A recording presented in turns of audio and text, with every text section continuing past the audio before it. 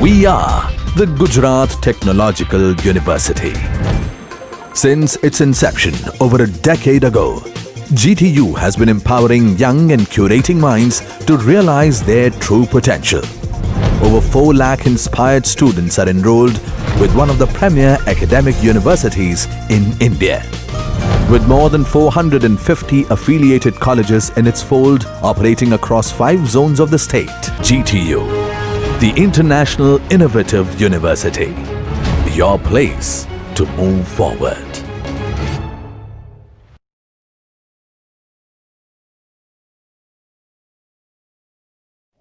A very good morning, a good afternoon, good night, whenever you will watch this video.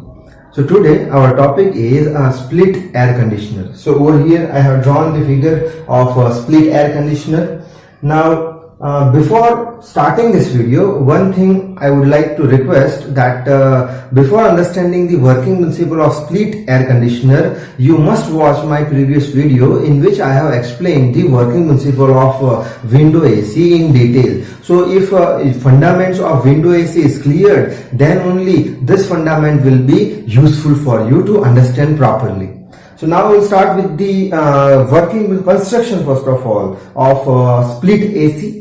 Now if I want to recall the window AC, so in window AC what we have used that I say it like this, that in window AC one big box or one big container is there, and inside of that big box or container 4 devices are located, which are compressor, condenser, capillary tube and evaporator. Similarly over here also whatever big box is there, that big box that we have used in window AC, that is divided into 2 parts. Or you can say like that, split means what? Divided into 2 parts. So whatever big container is used in window AC, that is splitted in 2 parts. That's splitted in 2 units also, you can say like that, that unit 1 and unit 2. So over here that is inside of the room, so that is your unit 1, and that is outside of the room, so that is your unit number 2. And after that both of the units are connected with the help of the pipelines which are made of copper material. Now in first unit, that first unit consists of evaporator, and that evaporator is in the form of a slim body which is hanged on the wall. Maybe if you have seen the split AC, so in split AC what's happened, inside of the room one small slim body is present, and that slim body from which air is coming, that is known as evaporator, because inside of the room we are keeping the slim body which consists of evaporator, because evaporator is such a device which will absorb the heat and maintain the temperature. So over here I have drawn one evaporator, that is your evaporator, and evaporator consists of one fan which is known as evaporator fan, that already we have used in window AC also. So that is the evaporator, and that evaporator is present inside of the room. Over here I wrote that first unit is present inside of the room. Now second unit which is completely outside of the room, which is completely separated with the first unit, that is first unit means what? Evaporator, which is in the form of a slim body which is hanged on the wall, and second unit consists of the remaining 3 devices which are your compressor, so I have drawn over here compressor, and then condenser, so that is your condenser, and condenser having one fan, that is known as condenser fan. So with condenser one fan is also there. Condenser coil also you can write, because condenser is nothing but one type of coil that you know very well, that I have explained in my previous video.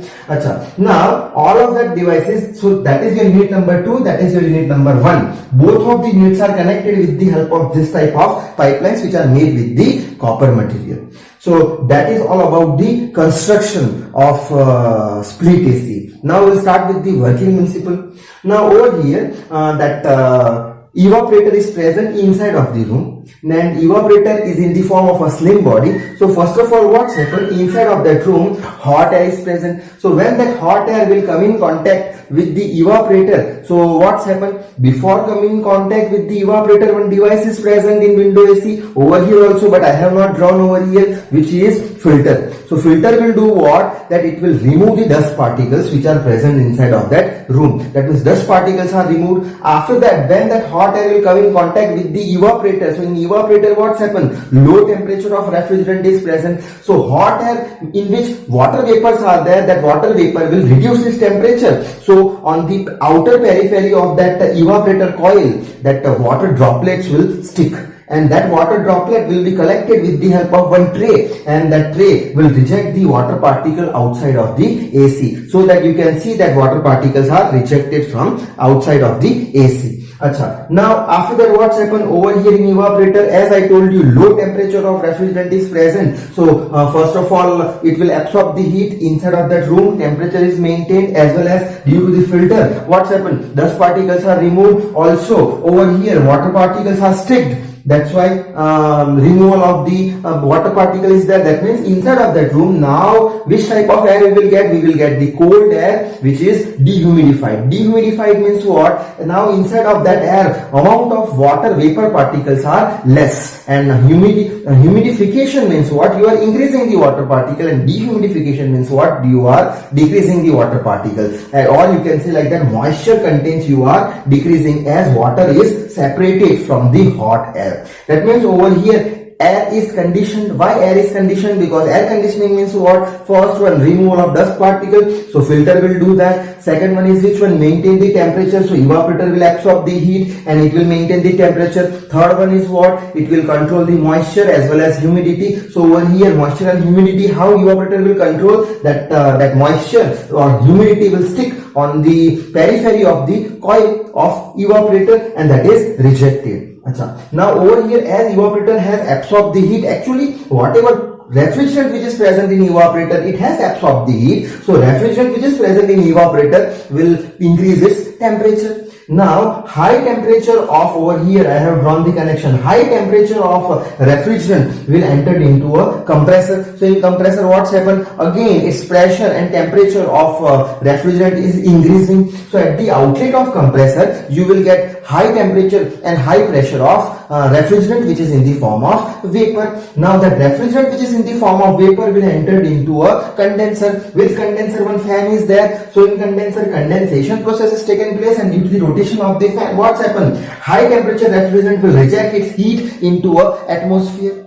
Now after rejecting the heat from the high temperature of refrigerant, now refrigerant will convert into a lower temperature. So at the outlet of condenser you will get the low temperature of refrigerant, and it will pass from the capillary tube. That you know, in capillary tube what's happened? Again its temperature is reduced. Why? Because in capillary tube hot refrigerant will be expanded, cold refrigerant having some temperature will be expanded. So in condenser heat is rejected. Also in capillary tube a little bit temperature is decreased. So at the inlet of condenser very much low temperature of refrigerant will enter in the evaporator, and evaporator will once again absorb the heat and maintain the temperature, maintain the humidity, moisture, and remove the dust particles, so that air will be conditioned. And again as evaporator has absorbed the heat, what's happened? Temperature of refrigerant which is present in evaporator will increase. Again it will pass through compressor, again it will be cooled down in condenser, again from the capillary tube it will pass. So very much low temperature of the refrigerant will obtain, and once again it will enter into a condenser. So that whole cycle will keep continuing. So that is the working principle of a split AC. Now in window AC certain limitations are there. Which are the limitations that I have explained before in my previous video? First limitation was what? That in window AC that condenser and evaporator, both of the units, that is your evaporator and then condenser, both of the units are located in one unit or in one box. So that is why whatever heat which is rejected by condenser may be absorbed by the evaporator. That means evaporator temperature is increasing and evaporator is present inside of that room, so that we cannot get the desirable cooling effect with the help of window AC. But over here what's happened? That evaporator and condenser both are completely separated. Both are completely separated means what? That over here whatever heat that condenser will reject, that heat will be completely rejected in the atmosphere. That means now evaporator is not going to absorb any kind of the heat, as both of the devices, evaporator and condenser, both are completely separated. That is why the heat rejection by condenser will not affect on the temperature of evaporator, so that in the room we can get the desirable cooling effect. That was the first disadvantage in the case of window AC, and that disadvantage can be overcome by using the split AC. Now second disadvantage was what in window AC, that as compressor is located very much nearer to the room, so in the room noise is produced, because in window AC in large one container all 4 devices are located. Then what's happened, that compressor is present near to the room, so compressor will produce the noise, so inside of the room some noise will come. But in this case, what's happened? Once again, that the compressor is completely separated, completely located outside of the room. So that is why noise production by the split AC is very much low. And third limitation was what in window AC, that proper hole is required. We have to break the bricks of the wall. Then only you can install the window AC. But in that case, need not to break the bricks of the wall. Why? Because simply one unit is there. That unit you have to hang on the wall in the form of a slim body, and simple small hole is required so that you can connect that evaporator with the pipe. That's it. So all the limitations which was present in the window AC are overcome by using the split AC. Now generally split ACs are used only because of this reason, that in the split AC, as condenser will not affect on the evaporator, so that we can get the desirable cooling effect. Now that is all about the working principle of the split AC. I hope you understand the working principle as well as construction of split AC. Again I will say that work hard, read